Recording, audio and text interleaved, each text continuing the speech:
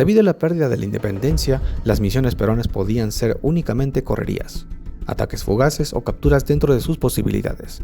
Misiones como estas le hicieron el Huáscar, la corbeta Unión, la cañonera Pilcomayo e incluso el transporte Oroya. De manera popular, se dice que el Huáscar con Grau al mando era la pesadilla de los chilenos. Incluso esto fue expresado en un diario argentino. ¿Pero qué tan cierto era esto? Después de Iquique, el Huáscar bombardeó el puerto artillado de Antofagasta, ocupado por Chile, y tras este combate consiguió cortar el cable de telégrafo, misión cumplida para esta ocasión.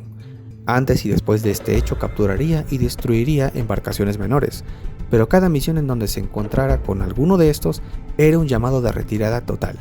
De esta forma se frustraron algunas misiones, amén de persecuciones fallidas, pues las órdenes expresas del presidente Prado era no enfrentar a fuerzas superiores. Un transporte chileno, Matías Cousiño, estaba a punto de ser capturado por el Huáscar. Grau ultimó a su tripulación y solo después de rechazado el ultimátum procedió a bombardearlo, hecho que no completó por la proximidad de uno de estos blindados. En las 3 ocasiones que el Huáscar tuvo de perseguir al transporte Rímac, no lo consiguió debido a la alta velocidad del transporte chileno, hecho que solo conseguiría con el apoyo previo de la corbeta Unión, que por su velocidad y fuego de artillería, más uno de advertencia del Huáscar, conseguirían detener y capturar al buque. La Magallanes ya había escapado de buques peruanos al inicio y lo volvería a hacer nuevamente en Iquique. En esa ocasión, Grau persiguió y trató infructuosamente de alcanzar a la Magallanes con el espolón y sus artilleros tampoco acertaron disparo alguno. Nuevamente, la presencia de uno de estos blindados acabó con la persecución. De todas las veces que estos blindados intentaron dar caza al Huáscar, solo una vez lo conseguirían y fue durante el combate de Angamos. El hecho era que los fondos de los blindados estaban sucios, y esto reducía su andar, amén del mal estado de sus máquinas. Todo esto cambió cuando se les prestó la atención debida y sumado a la buena preparación de su marinería es que conseguirían acertar golpes certeros contra el Huáscar hasta su captura final. Antes de eso eran todas persecuciones infructuosas, incluso una en la que Grau ordenó botar una lancha para hacer creer a sus atacantes que eran torpedos, y efectivamente la persecución paró al ser despistados por este truco. Con esto explico otra de las acusaciones de la facción oculta entre las sombras de por qué Grau no combatía o solo huía, pues al igual que la Magallanes, la Covadonga, la Aptao o cualquier otro transporte no presentaban batalla contra el Huáscar, era por su mayor poderío naval. Bajo esta misma premisa, el Huáscar evitaba enfrentarse a estos que lo superaban en poder de fuego, blindaje y tripulación experta. Decir que el Huáscar se paseaba por aguas chilenas es una falacia, pues no podía permitirse arriesgar el único y mejor buque que le quedaba al Perú. Era un elemento irreparable e irreemplazable, que finalmente se perdió, a diferencia de la corbeta Esmeralda, cuya pérdida no perjudicó al poder militar de Chile.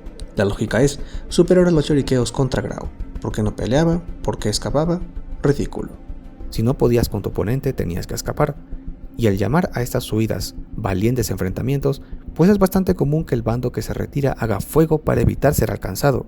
Lo mismo aplica en tierra con las retiradas, y hasta se hace fuego de cobertura. Lo hizo la Magallanes en sus participaciones, lo hizo la Covadonga contra la Independencia, y hasta usaron de cobertura barcos mercantes ingleses en Antofagasta, mientras el Huáscar lo hizo también en Angamos contra el blindado Cochrane. Por otro lado, García fue duramente criticado por dejar solo al Huáscar.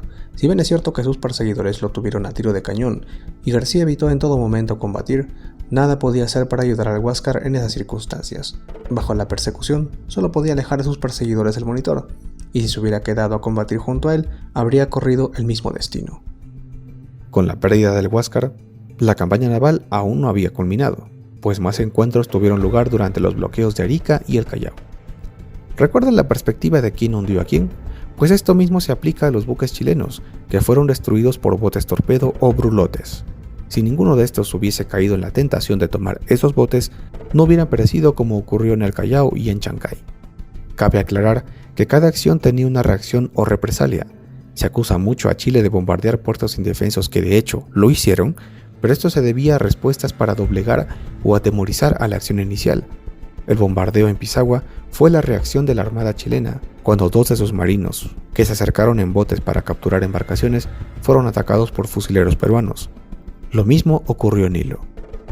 Del mismo modo, el bombardeo de Ancón y Chancay se dio por el hundimiento de Loa y la Covadonga. En el caso de Loa, Chile lo tomó como una traición, pues este fue el que devolvió a los prisioneros peruanos de la campaña del sur al Perú, un gesto de agradecimiento en respuesta al rescate de los náufragos chilenos por parte de Grau. Lo cierto es que, La escuadra torpedista aprovechó la presencia del transporte Loa para colocar el señuelo. Lo que los chilenos interpretaron como una muestra de agradecimiento acabó por ser una trampa. Lo que contrasta de estos bombardeos era que la escuadra peruana desistió de atacar puertos indefensos chilenos cuando tuvieron la oportunidad. La escuadra chilena, por otro lado, bombardeó el puerto de Iquique, cuyos objetivos eran el edificio de la aduana, los estanques de agua, bodegas y la fábrica de gas, pero de estos fueron destruidos un número indeterminado de casas, a los que se añaden muertes civiles. La acción de Williams Rebolledo fue bastante criticada, esto sin mencionar que los prisioneros de la Esmeralda se encontraban en el edificio de la aduana y de los cuales Rebolledo tenía conocimiento. Finalmente Rebolledo renunció sin notificar al gobierno ni a las autoridades de Iquique. En operaciones militares de este tipo siempre estarán los daños colaterales.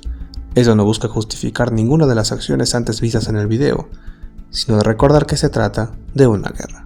En el próximo video veremos el tema de la violencia y temas de honor o humanidad en la campaña terrestre, para conocer los motivos por los cuales se tomaron las acciones que se tomaron. Reitero, no para justificar dichos actos, sino para comprenderlos de una forma más objetiva, y dejar de ver estos temas de historia como pleitos absurdos de un juego, pues no se trataba de un partido de fútbol o una partida online, sino de una guerra.